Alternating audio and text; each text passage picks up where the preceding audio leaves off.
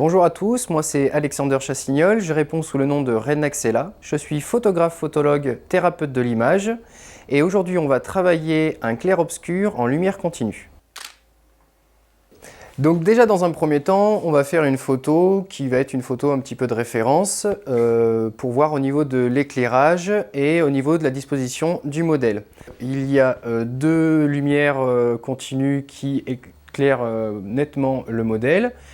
Donc j'ai choisi un modèle Lola qui va se positionner comme je vais lui montrer. Donc pour la disposition, j'ai utilisé aussi un tissu en velours pour éviter tout effet de brillance et avec la lumière pour rester sur quelque chose d'assez neutre.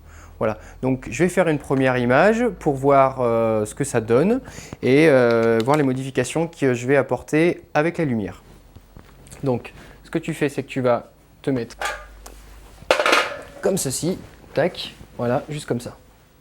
On se cambre bien et le visage qui va partir en l'air comme ça. Voilà, tac. Tu bouges plus et tu me regardes. Tac.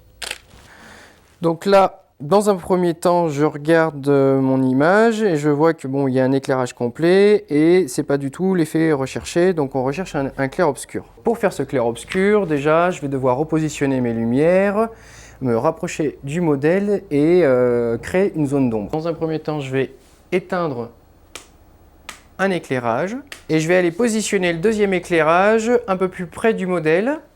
Donc pour positionner en fait la lumière, je me réfère principalement à l'éclairage du visage en fait, pour m'assurer de garder toutes les émotions du modèle et avoir une brillance au niveau du regard. Donc ce que je vais faire, c'est quand même remonter légèrement l'éclairage et incliner légèrement la tête sur mon modèle.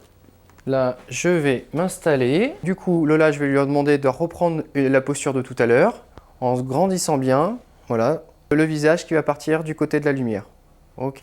Alors, grandis-toi bien, ne bouge pas. Donc, je fais bien ma mise au point au niveau du regard pour m'assurer une netteté dans le regard du modèle. Je cadre et je clique. Donc voilà, je suis satisfait de ma photo finale, obtenir un clair-obscur en lumière continue, où j'ai dû éteindre la première lumière et la deuxième mettre en surplomb sur le visage de mon modèle. À présent, je suis satisfait de ma photo, et surtout, n'oubliez pas, vous êtes beau comme vous êtes.